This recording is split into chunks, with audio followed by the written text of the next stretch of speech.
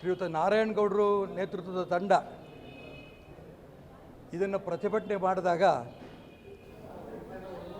ಅವ್ರನ್ನ ಅರೆಸ್ಟ್ ಮಾಡಿ ಜೈಲಲ್ಲಿಗೆ ಹಾಕಿರೋದು ಮಾತ್ರ ನಿಜಕ್ಕೂ ನಾನು ಅದನ್ನು ಉಗ್ರವಾಗಿ ಖಂಡನೆ ಮಾಡ್ತೇನೆ. ಇದನ್ನು ಮುಂಚೆನೇ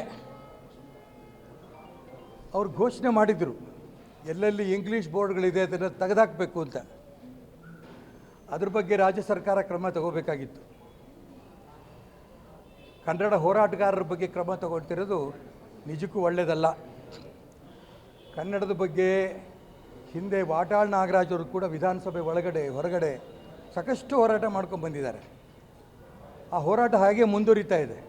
ಈಗ ನಾರಾಯಣಗೌಡರು ಕೂಡ ಮುಂದುವರಿಸಿದ್ದಾರೆ. ನಾನು ಮುಖ್ಯಮಂತ್ರಿಗಳು ಇಷ್ಟು ಮಾತ್ರ ಹೇಳೋಕ್ಕೆ ಇಷ್ಟಪಡ್ತೇನೆ, ನಾವು ಕೂಡ ಯಾವುದೇ ಕಾರಣಕ್ಕೂ ಹಿಂಸೆನೂ ಒಪ್ಪಲ್ಲ. ಭಾರತೀಯ ಜನತಾ ಪಾರ್ಟಿ ಯಾವ ಕಾರಣಕ್ಕೂ ಹಿಂಸೆನ ಒಪ್ಪಲ್ಲ.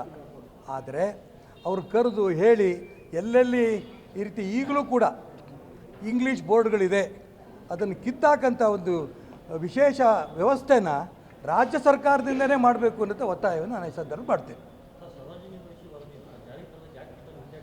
ಅದರಲ್ಲಣ ನೋಡಿ, ಪ್ರಾಕ್ಟಿಕಲ್ಲಾಗಿ ನೂರಾರು ಸಮಸ್ಯೆಗಳಿದೆ. ಸರೋಜಿನಿ ಮಹಿಷಿ ಜಾರಿ ತರಬೇಕು ಅನ್ನೋಂಥ ಆಸಕ್ತಿ ಭಾಳ ಸರ್ಕಾರಗಳಿಗಿತ್ತು, ಇಲ್ಲ ಅಂತಿಲ್ಲ. ಅಷ್ಟು ಸುಲಭ ಅಲ್ಲ, ಹಾಗೆ ತರೋಕ್ಕಾಗಿಲ್ಲ. ಆದರೆ ಒಂದೊಂದೇ ಇಂಪ್ಲಿಮೆಂಟ್ ಮಾಡೋ ದಿಕ್ಕಿನಲ್ಲಾದರೂ ಕೂಡ ಸರ್ಕಾರಗಳು ಪ್ರಯತ್ನ ಮಾಡಬೇಕು.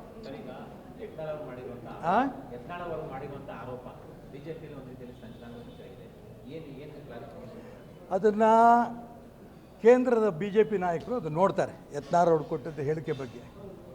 ಯಾಕೆಂತಂದರೆ ಅವರ ಆ ಒಂದು ಹೇಳಿಕೆಯನ್ನು ನಾನು ಕೂಡ ಒಪ್ಪಲ್ಲ. ಅವ್ರ ಮನಸ್ಸಲ್ಲಿ ಏನಿದೆ ಅದನ್ನು ಕೇಂದ್ರ ನಾಯಕರ ಗಮನಕ್ಕೆ ತಂದಿದ್ದರೆ ಚೆನ್ನಾಗಿತ್ತು. ಅದು ಬಿಟ್ಟು ರಸ್ತೆಯಲ್ಲಿ ಈ ರೀತಿ ಬೀದಿನಲ್ಲಿ ಹೇಳೋದು ಎಷ್ಟು ಮಟ್ಟಿಗೆ ಸರಿನೋ ಗೊತ್ತಿಲ್ಲ. ಯತ್ನಾಳ್ ಕೂಡ ಒಬ್ಬ ಹಿಂದೂ ಹುಲಿ, ಇದರಲ್ಲೇನು ಅನುಮಾನ ಇಲ್ಲ. ಆದರೆ ಪಕ್ಷದ ಆಂತರಿಕ ವಿಚಾರಗಳನ್ನು ಪಕ್ಷದಲ್ಲೇ ಕೂತು ಮಾತಾಡಬೇಕು, ಇದು ನನ್ನ ವೈಯಕ್ತಿಕ ಅಭಿಪ್ರಾಯ. ಇನ್ನೊಂದು ನೀವು ಗಮನಿಸಿ, ಕಲ್ಲಡ್ಕ ಪ್ರಭಾಕರ್ ಭಟ್ರು ನನಗೆ ಅರ್ಥ ಆಗಲಿಲ್ಲ, ಏನು ತಪ್ಪು ಮಾಡಿದ್ದಾರೆ ಅವರು ಅಂತ. ಮುಸಲ್ಮಾನ್ ಹೆಣ್ಮಕ್ಕಳಿಗೆ ಭದ್ರತೆ ಸಿಕ್ಕಿದೆ ಅನ್ನೋಂಥ ಮಾತನ್ನು ಅವ್ರು ಹೇಳಿದ್ದಾರೆ. ತಲಾಖ್ ಸಂಸ್ಕೃತಿ ಮಾನ್ಯ ನರೇಂದ್ರ ಮೋದಿಯವರು ಬಂದ ನಂತರ ಮುಸಲ್ಮಾನ್ ಹೆಣ್ಮಕ್ಳು ಕೂಡ ತಲಾಖ್ ಸಂಸ್ಕೃತಿಯನ್ನು ಕಿತ್ತಾಕಿ ಒಬ್ಬ ಹೆಂಡತಿಗೆ ಒಬ್ಬ ಗಂಡ, ಒಬ್ಬ ಗಂಡಿಗೆ ಒಂದು ಹೆಂಡತಿ, ಈ ವ್ಯವಸ್ಥೆ ತಂದಿರೋದು ನರೇಂದ್ರ ಮೋದಿ. ಅವ್ರು ಬಳಸಿರೋಂಥ ಭಾಷೆ ಅಶ್ಲೀಲ ಅಂತ ಅವ್ರಿಗೆ ಅನಿಸಿರ್ಬೋದು. ಉತ್ತರ ಕನ್ನಡ ಈ ದಕ್ಷಿಣ ಕನ್ನಡದ ಒಂದು ಭಾಷೆನೆಲ್ಲ ಅವ್ರು ಮಾತಾಡಿದ್ದಾರೆ. ಏನು ತಪ್ಪು ಹೇಳಿದ್ದಾರೆ ಪ್ರಭಾಕರ್ ಭಟ್ರು? ಅವ್ರ ಬಗ್ಗೆ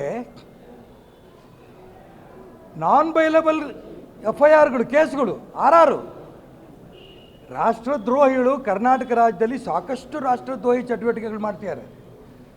ಅವ್ರನ್ನ ಬಿಟ್ಟರು. ನನಗೆ ಗೊತ್ತಿರೋ ಪ್ರಕಾರ ಕರ್ನಾಟಕ ರಾಜ್ಯದಲ್ಲಿ ಅನೇಕ ರಾಷ್ಟ್ರಭಕ್ತರನ್ನ ಬೆಳೆಸಿರೋರು ಪ್ರಭಾಕರ್ ಭಟ್ರು.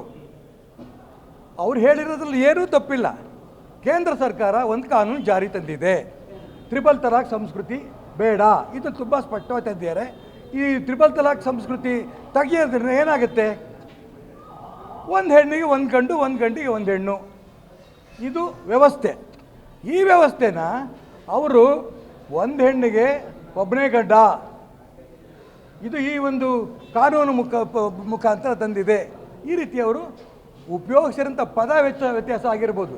ಆದರೆ ಬಹಳ ಆಶ್ಚರ್ಯ ನನಗೆ, ಅವ್ರ ಬಗ್ಗೆ ಈ ರೀತಿ FIRಗಳನ್ನು 6 FIRಗಳು ಹಾಕಿ ಅವ್ರನ್ನ ಅರೆಸ್ಟ್ ಮಾಡೋಂಥ ಪ್ರಯತ್ನವನ್ನು ನಡೆಸ್ತಾ ಇರೋದು ನಾನು ಅತಿ ಉಗ್ರವಾಗಿ ಇದನ್ನು ಖಂಡನೆ ಮಾಡ್ತೇನೆ. ಗೊತ್ತಿಲ್ಲ, ನೋಡಬೇಕದೆಲ್ಲ ಆಮೇಲೆ.